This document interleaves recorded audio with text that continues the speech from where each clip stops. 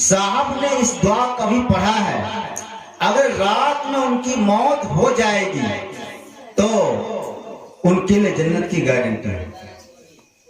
जी, हम और आप मामूली में लेते हैं, हम लोग मामूली में लेते इस बात को। जी नहीं, ये जो दुआ आपने पढ़ा, इस पढ़ने के बाद आप दूसरा कोई काम गलत नहीं हो सका, फिर आपकी मौत आ गई तो जन्नत में।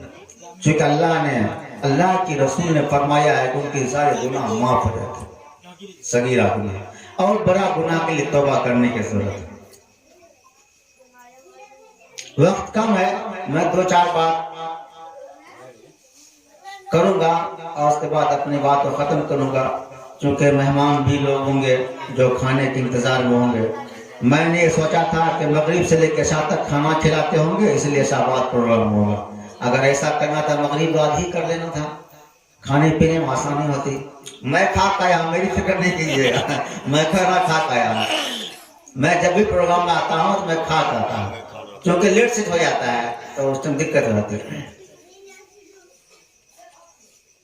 ये 2-3 बात याद रखनी है, ये खास बात है, इसको हल्के में नहीं लीजिएगा।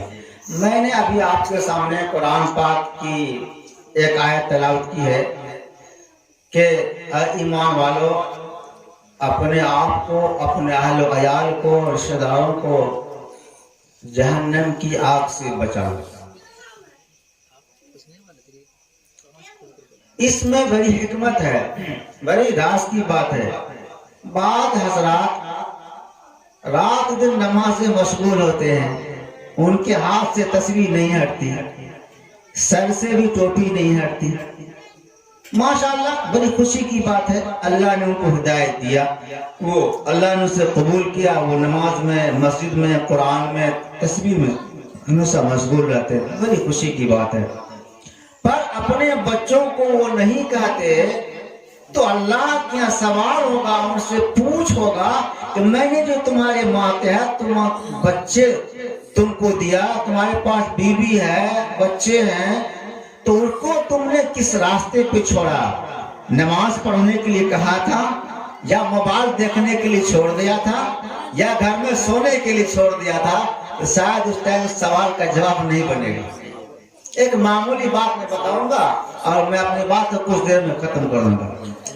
हजरत मौलाना ज़करिया रहमतुल्लाह अलैह बहुत बड़े मुहद्दिस हैं।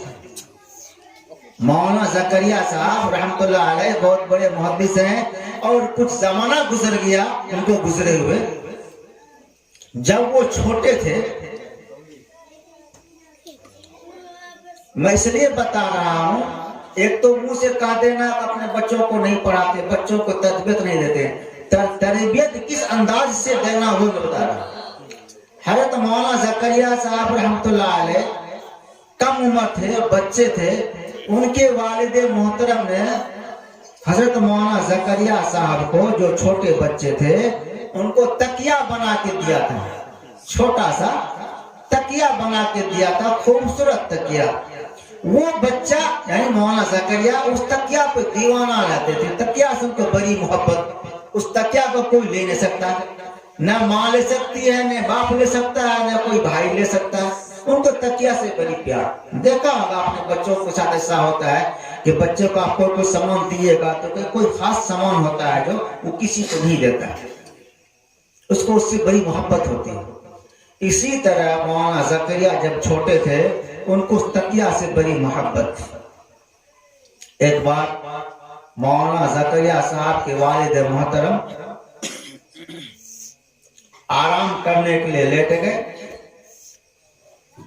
कुछ उनको तबीयत में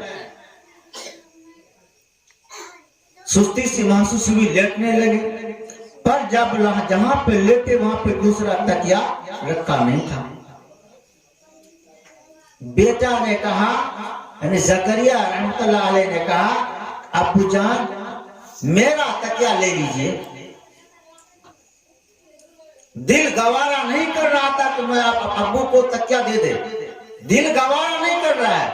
मजबूरी के आलम में वो बच्चा, यानी जो मौलाना ज़करिया बहुत बड़े मुहद्दिस बने, मुफस्सिर हैं, उन्होंने अपने बाप से कहा कि मेरा तकिया ले लीजिए, और तकिया उठाकर अपने अब्बू जान के सिरहाने में दे दिया। उसके बदले में क्या मिला? शाबाशी मिली? इनाम मिला? नहीं। उनके वालिद मोहतरम ने एक झापड़ रसीद किया अपने बेटे जकरिया पे। इनाम नहीं दिया, शाबाशी नहीं कहा, बल्कि एक झापड़ लगाया। बेटा को बड़ा गिरा गुजरा, मैंने अब्बू जान को तकिया भी दिया, उल्टे गुस्सा में मुझे क्या कहते मार भी दिया। खुश होना चाहिए तो मार दिया। बच्चा था, समझ में बात नहीं आई। शायद आप लोग को भी समझ में नहीं आई होगी कि बच्चा तो बच्चा है, समझ में बात नहीं आई। बात खत्म हो गई। जब कुछ दिन गुजरा, जब जकरिया जब मौला जकरिया बने, तब दिल में एहसास आया कि मेरे अब्बू ने मुझे मारा था, जब मैंने तकिया दिया था तो मुझे मारा था। क्यों मारा था?